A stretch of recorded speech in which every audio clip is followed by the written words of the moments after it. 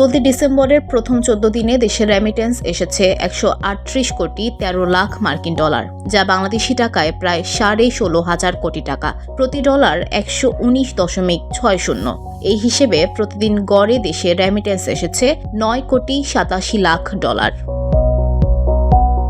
রোববার বাংলাদেশ ব্যাংকের প্রকাশিত হালনাগাদ প্রতিবেদন থেকে এ তথ্য জানা গেছে। বিজ্ঞপ্তিতে বলা হয়, চলতি ডিসেম্বর মাসের প্রথম 14 দিনে দেশে এসেছে 138 কোটি 13 লাখ 60 হাজার মার্কিন ডলার রেমিটেন্স। আর গত নভেম্বর ও অক্টোবরের একই সময়ে রেমিটেন্স এসেছিল যথাক্রমে 109 কোটি 76 লাখ ও 112 কোটি 84 লাখ ডলার।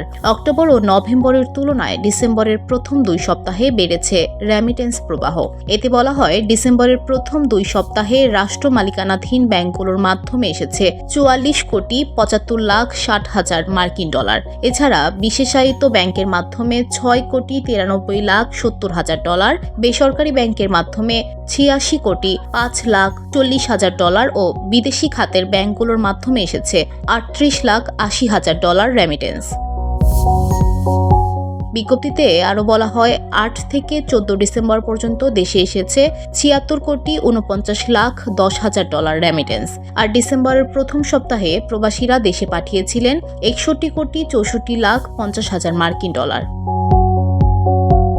এর আগে গত জুন মাসে 253 কোটি 86 লাখ ডলার রেমিটেন্স আসার পর চলতি অর্থবছরের প্রথম মাস জুলাইয়ে প্রবাসী আয় এসেছিল প্রায় 191 কোটি মার্কিন ডলার, যা গত 10 মাসের মধ্যে সবচেয়ে কম আয় ছিল। তবে অন্তর্বর্তী সরকার গঠনের পর স্বাভাবিক হতে শুরু করে পরিস্থিতি। এরই ধারাবাহিকতায় গত আগস্টে 222 কোটি 13 লাখ 20 হাজার মার্কিন ডলার রেমিটেন্স দেশে পাঠিয়েছিলেন প্রবাসীরা। এছাড়া গত সেপ্টেম্বরে চলতি অর্থবছরের সর্বোচ্চ 240 কোটি 47 লাখ 90 হাজার ডলার রেমিটেন্স দেশে আসে। অক্টোবরে আসে 239 কোটি 50 লাখ 80 হাজার মার্কিন ডলার। আর সর্বশেষ নভেম্বরে আসে 219 কোটি 95 লাখ 10 হাজার মার্কিন ডলার রেমিটেন্স।